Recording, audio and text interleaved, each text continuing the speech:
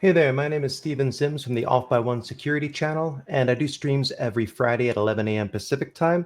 But I'm also looking at creating some different content videos that won't be a live stream. And one of them in particular, I was thinking about based on feedback and DMs on Discord and other locations, is taking a look at the DNM Bible. And for those of you who aren't familiar, that's the Darknet Marketplace Bible. It's a document that was put together by a group of individuals and collaborators with the intent of helping those who are looking to purchase typically illicit or illegal products such as narcotics and other controlled substances or other things across the dark web safely. So obviously this video and anything I'm saying, I'm certainly not advocating for its use to achieve those things, but it ends up that it's a pretty great OpSec uh, document that anyone who is concerned about privacy and wants to understand more about cryptography and how to exchange communications, that kind of thing. Also on the HUMINT side and threat intel side, if you're someone going and investigating on the dark net when it comes to trying to dox people or figure out, attribution in relation to data breaches or who's doing what and where and when. There's many different websites on the dark net like Dread, which is kind of like Reddit, but for the dark net, where you can find things like hacking tool forums and just anything you can imagine, as well as links to various darknet marketplaces. So I thought that maybe this could be an interesting topic to walk through from both an attack and defense perspective, because as you can see on the left side, the index, it goes through various topic areas like operating systems, which ones you should use. That's going to cover things like Tails and Unix and maybe some others that you would then use to use the Tor browser and access the Tor, the onion routed network, which of course is the darknet.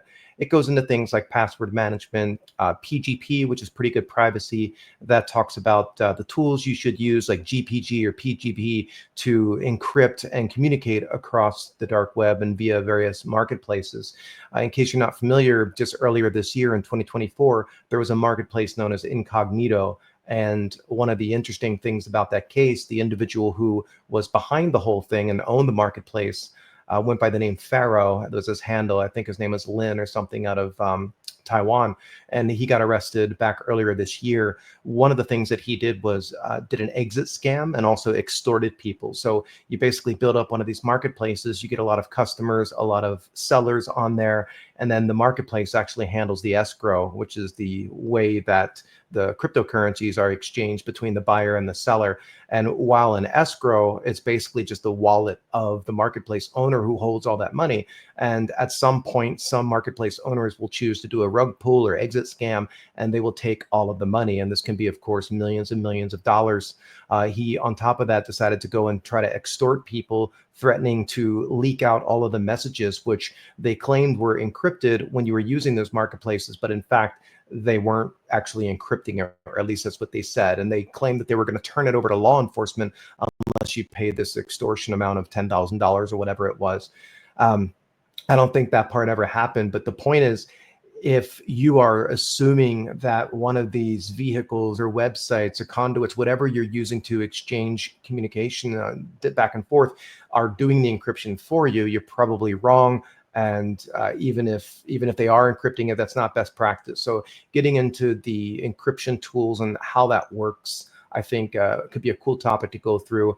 Then you get down to cryptocurrencies. That's going to talk about things like Bitcoin versus Monero versus Litecoin versus other ones. And if you're not familiar, Monero is considered the privacy coin based on various reasons. We can talk a bit about that as well. What is it about Monero that makes it safer as an option? Because of course you're looking as a criminal to not have that attribution to you when purchasing something using a cryptocurrency. There's something called Know Your Customer.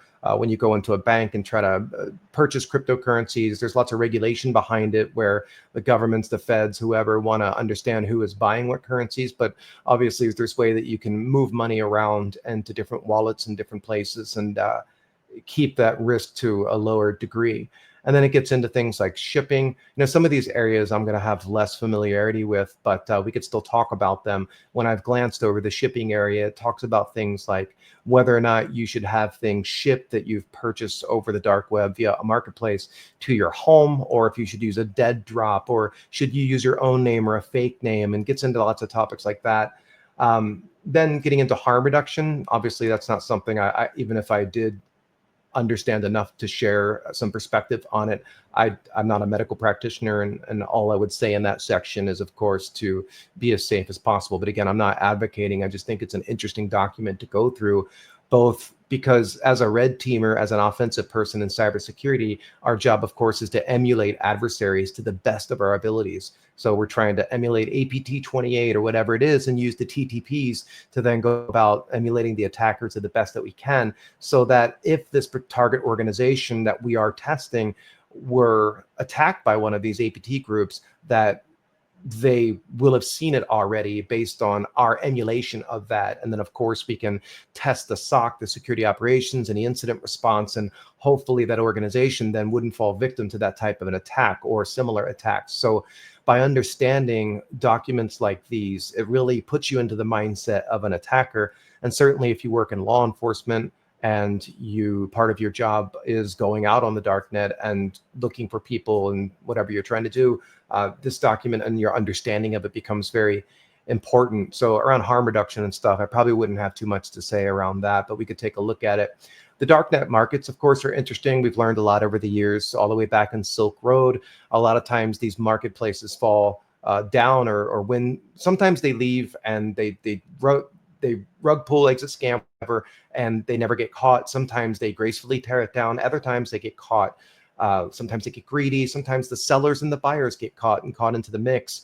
And there's a lot of considerations if you were someone, again, not advocating, but who was responsible for such a marketplace. There's a lot of lessons learned from examples like the case notes from the Incognito case, where that if you read through the documents that are publicly available as part of that case from the prosecution, it's almost as if it's like hey, here's what not to do if you were going to go and try to create one of these marketplaces. So it's a lot of learning opportunities there. But again, from the defensive side, from the law enforcement side, there's a lot of things that we can understand about the way in which they practice and build these technologies, like even simple things like a canary. What's a canary for, and how does that work? And a lot of these individuals who end up getting caught, it's due to bad OpSec. It's due to a mistake that they make. Oftentimes it's, I'm going to be really good at the start, and I'm going to have my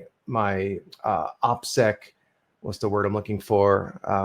It'll come back to me, but basically my hygiene, if you want to call it that, is going to be top tier, top notch, and I'm not going to make any mistakes, and I'm always going to go the extra mile, extra kilometer to do things the right way. But over time, people start to get lazy, and they start to think, oh, I'm invincible, I'm untouchable. And or maybe you forgot to sign out of Google, you forgot to disable JavaScript, you used a handle that you used on the ClearNet before sometime on a marketplace or via Dread or on a forum. There's just a lot of ways in which things can be tracked. And of course, Telegram is another vehicle and way that sometimes things that are found on the dark net, whether it be data breach data and other things, end up there. And just you have to be incredibly careful if you're trying to cover your tracks and have that good sex. So once again, it's just a great document for understanding criminal mind and the ways that they're going about trying to protect themselves. So marketplaces, it's an interesting thing to talk about. We could actually jump on a couple marketplaces if we wanted to create these videos, take a look at the types of things for sale. Oftentimes it's narcotics and stuff like that, or marijuana. Other times it's hacking tools and malware, data breach data. I've seen things like weapons for sale, like buying a handgun. There's all kinds of stuff there. But that's an interesting area to dive into. Alternate communication methods, going out of band for communication. How do you know that the person you're talking to is really who they say they are? I mean, obviously, if you think about it, a lot of these sites and a lot of the people and actors on the dark net are going to be law enforcement, setting up fake shops, setting up fake communications channels and things like that to try to learn as much about these particular criminals as they can to, of course, try to catch them. So that's an interesting area. Miscellaneous information, closing words. So I think in general, like each of those drop downs go into more details about each section. And I guess this video right here, if you haven't learned already, is me saying, would you want some videos, kind of, maybe it would be multiple videos, kind of breaking this up and going through each of these sections, talking about some of the tools, some of the mistakes that have been made in the case study out there. as well as some demonstrations on, hey, here's how cryptography works and how you go about doing things securely.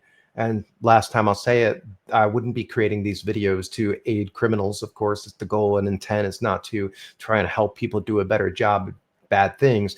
But obviously, all this stuff is publicly available. It's not like I would be sharing anything that's not public knowledge. And I think it can be used by the good and the bad and the in between. Of course, my focus would be on helping investigators and things like that understand a little bit more about the practices done and how this document can be used, the mistakes that have been made, and just some examples like that. So anyway, that's kind of my pitch. I just thought it might be an interesting topic to cover. And if it's something that you would be interested in, leave a comment on this video. And if it goes well, then I'll definitely go through and create these videos. Thanks.